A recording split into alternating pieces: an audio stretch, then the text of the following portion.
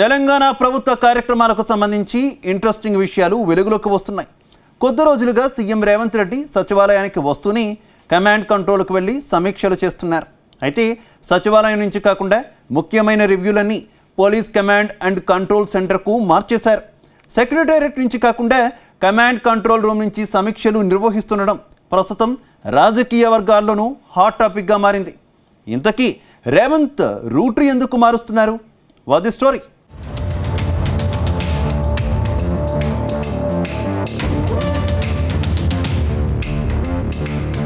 తెలంగాణ ముఖ్యమంత్రి రేవంత్ రెడ్డి రూటు మార్చారు. మొన్నటి వరకు సెక్రటేరియట్లో వరుస రివ్యూలు చేసిన ముఖ్యమంత్రి ఇప్పుడు రివ్యూలన్నీ కమాండ్ కంట్రోల్ సెంటర్కు మార్చేశారు. ఉన్నట్టుండి రేవంత్ రెడ్డి రూటు మార్చేసరికి ఆయన మంత్రివర్గంలోని మంత్రులే ఆశ్చర్యపోతున్నారట. గత ప్రభుత్వంలో కేసీఆర్ ఎంతో ఇష్టంగా నిర్మించుకున్న సెక్రటేరియట్లోకి గ్రాండ్గా ఎంట్రీ ఇచ్చిన రేవంత్ రెడ్డి కొద్ది రోజులు వరుసపెట్టి సమీక్షలు చేశారు. రేవంత్ రెడ్డి సమీక్షలతో సెక్రటేరియట్ జనంతో కలకళ్లాడింది. ఇదే సమయంలో రేవంత్ రెడ్డి సడన్గా రూటు మార్చేసరికి ఏదో జరిగిందని పార్టీ నేతల్లో జోరుగా ప్రచారం సాగుతోంది.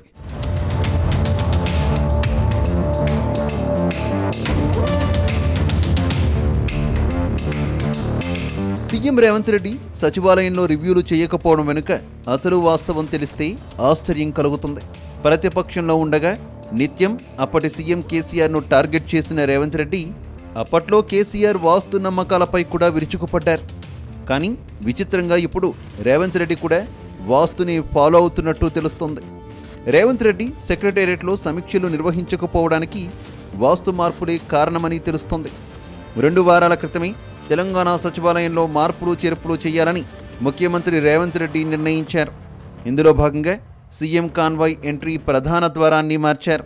సచివాలయం వెస్ట్ గేట్ నుంచి కాన్వాయ్ ఎంట్రీ అవ్వడం, ఈస్ట్ గేట్ నుంచి సీఎం కాన్వాయ్ బయటకు వెళ్లేలా ఏర్పాట్లు చేశారు.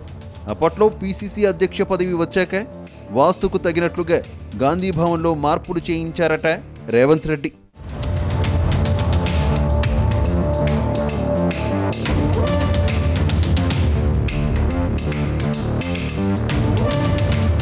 ఇక రేవంత్ రెడ్డి రెగ్యులర్ షెడ్యూల్ చూస్తుంటే ఇదే విషయాన్ని స్పష్టం చేస్తున్నాయి.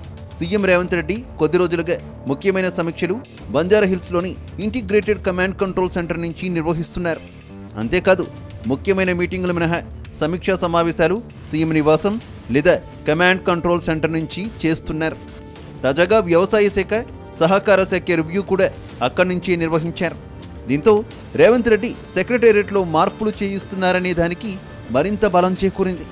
ఇక ఇటీవల సెక్రటేరియట్కు వచ్చిన Revanth Reddy north east gate నుంచి లోపలికి ఎంట్రీ ఇచ్చారు.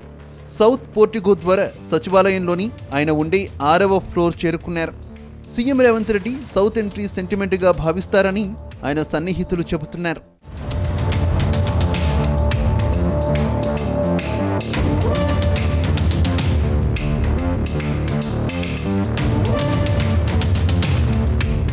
మరోవైపు సచివాలయం లోపల కూడా కొన్ని మార్పులు జరుగుతున్నట్టు సమాచారం జరుగుతోంది. నిజానికి సచివాలయం చాలా ఇరుగ్గా, ఇబ్బందికరంగా ఉంటుందని ప్రచారం ఉంది. మొదటి నుంచి కూడా మంత్రులు, అధికారుల్లో ఇదే ఒపీనియన్ ఉంది. దీంతో ఇప్పుడు దానికి తోడు రివ్యూ చేయాలంటే అక్కడ అనుకూలంగా లేదనే ప్రచారం సాగుతోంది. దీంతో పాటుగా సీఎం ఛాంబర్లో పలు మార్పులు చేస్తున్నట్టు తెలుస్తోంది. గతంలో మాజీ సీఎం కేసీఆర్ వాడిన ఛాంబర్ని రేవంత్ రెడ్డి, మంత్రులు వాడుతున్నారు. దీంతో వాటిలో ఉన్న ఇబ్బందులు మరియు వాస్తు విషయంలో కూడా కొన్ని మార్పులు చేస్తున్నట్టు సమాచారం. ఇటీవల రవీంద్ర భారతిలో ఓ కార్యక్రమానికి వచ్చిన సీఎం రేవంత్ రెడ్డి తిరిగి సచివాలయానికి వెళ్లకుండా కమాండ్ కంట్రోల్ రూమ్కి వెళ్లడంతో దీనికి మరింత బలం చేకూరింది.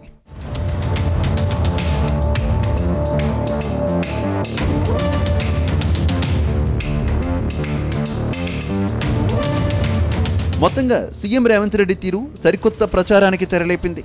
ప్రస్తుతం 6వ ఫ్లోర్లో పనులు జరుగుతున్న నేపథ్యంలో త్వరలో జరిగే కేబినెట్ మీటింగ్ ఎక్కడ నిర్వహిస్తారనేది చర్చనీయాంశంగా మారింది. ఎంసీఆర్, హెచ్ఆర్డీ లేదా కమాండ్ కంట్రోల్ సెంటర్లో నిర్వహిస్తారా అనేది ఇప్పుడు హాట్ టాపిక్ అయింది.